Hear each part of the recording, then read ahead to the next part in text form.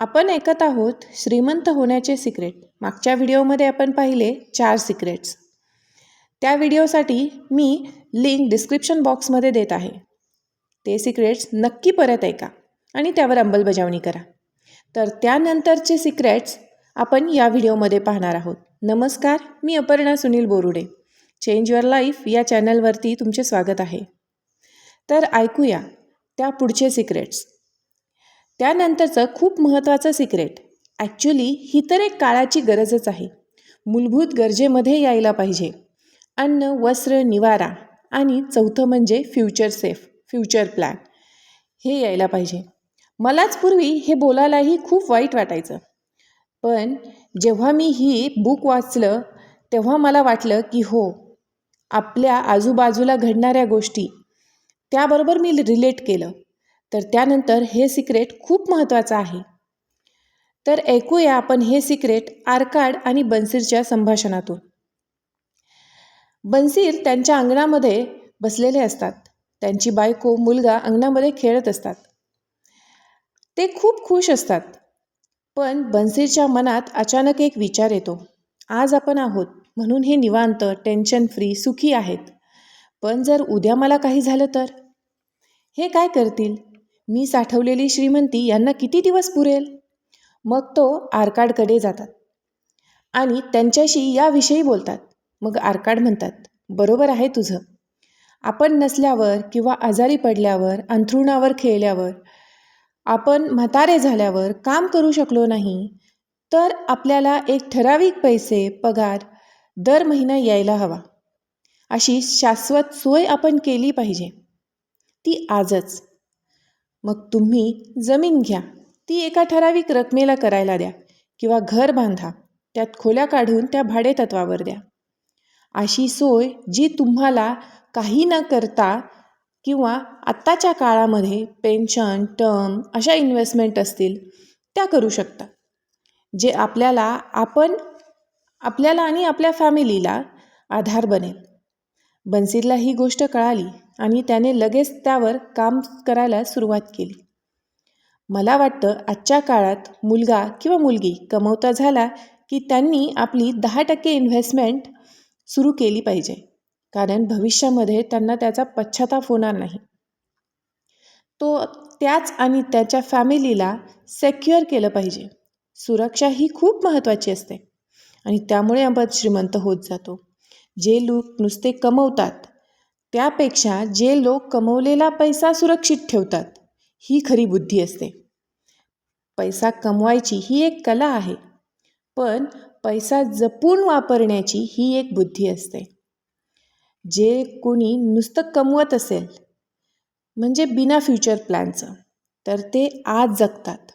आणि म्हणजेच एखादं पाया नसलेलं घर, पाया नसलेलं घर किती भक्कम असेल, तसंच ते कुटुंब फ्युचर प्लॅनशिवाय किती भक्कम असू शकेल, तुमच्याशिवाय किती भक्कम ते राहू शकेल, बरोबर ना?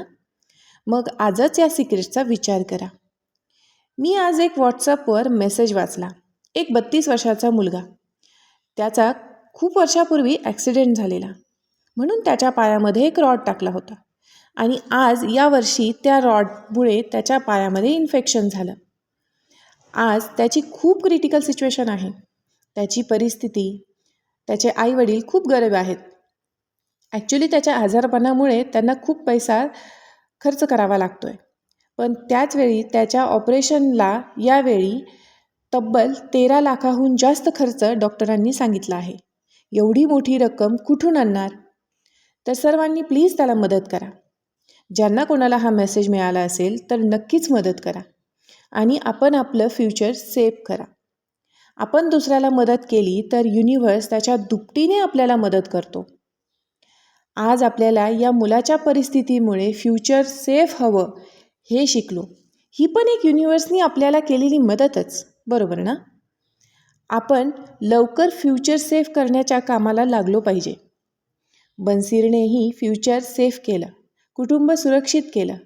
मग आज त्याच्याकडे धन होतं, सुरक्षा होती, सन्मानही होता. पण तरीही त्याच्या चेहऱ्यावर एक चिंतेची रेषा होती.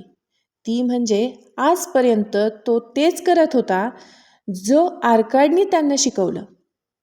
पुढचं पाऊल तो उचलतच नव्हता. हो, हे आहे पुढचं सिक्रेट्स. थांबल्यासारखं त्यांना वाटत होतं.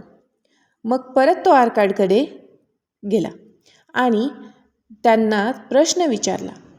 आपल्या मनातला प्रश्न त्यांना सांगितला की मी थांबल्यासारखं, तिथेच असल्यासारखं वाटतंय.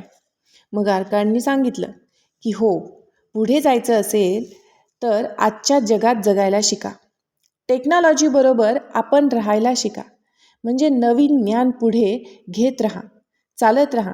शिकत राहणं आणि त्यावर काम करणं खूप गरजेचं असतं. टेक्नॉलॉजीबरोबर जर आपण नसेल, आपली जुनीच पद्धत आपण वापरत असेल, तर पुढे कसं येणार? म्हणून ज्ञान घेत राहायचं, शिकत राहायचं. आपण स्वतःला अपडेट ठेवलं पाहिजे, तर पैसा वाढतो. खूप मोठी श्रीमंती म्हणजे स्वतःवर आणि स्वतःच्या ज्ञानात भर घालणं. म्हणजे आपण ॲटोमॅटिक श्रीमंत होणार. बन्सीरलाही हे कळालं.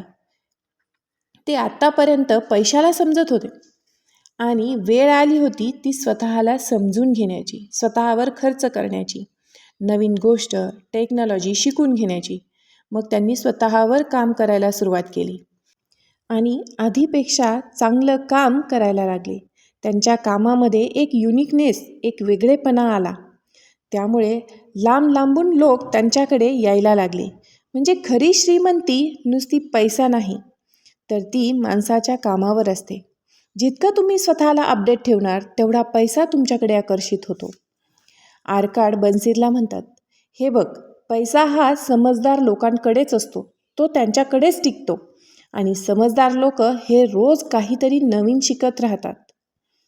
शिकलेला आहे यापेक्षा शिकत राहणं खूप महत्त्वाचं. आणि त्यानंतरचं महत्त्वाचं सिक्रेट्स म्हणजे भाग्यावर नाही तर कर्मावर विश्वास ठेवा. बन्सीरला एक दिवस त्यांचे एक मित्र म्हणतात की बघ ना, काही लोक खूप कमी काम करतात आणि ते लवकर श्रीमंत होतात. मग बन्सीर म्हणतात, बरोबर आहे, त्यांच्याकडे भाग्य असेल म्हणजे नशीब. मग हाच प्रश्न घेऊन बन्सीर आर्काडकडे येतात आणि त्यांना म्हणतात, श्रीमंती भाग्याने मिळते का? मग आर्काड म्हणतात, नाही. जर भाग्याने श्रीमंती येत असेल तर मी आज गरीब असतो. या दुनियेमध्ये 2 प्रकारचे लोक असतात. एक जे कर्मावर विश्वास ठेवतात आणि एक एक पायरी पुढे जातात, ते श्रीमंत होतात. आणि एक जे कायम नशिबाला दोष देत राहतात, ते त्याच परिस्थितीत तिथेच राहतात. एक खूप छान वाक्य आहे जे मला आज तुम्हाला सांगायचं आहे या व्हिडिओमधनं. तुम्ही गरीब आहात, घरामध्ये जन्माला आलाय, ही तुमची चूक नाही आहे. पण जर तुम्ही गरीब होऊनच गेलात तर ती पूर्णपणे चूक स्वतःची असते. कमवण्याची कला, कष्ट करण्याची तयारी हे असेल तर तुम्ही श्रीमंत होणारच.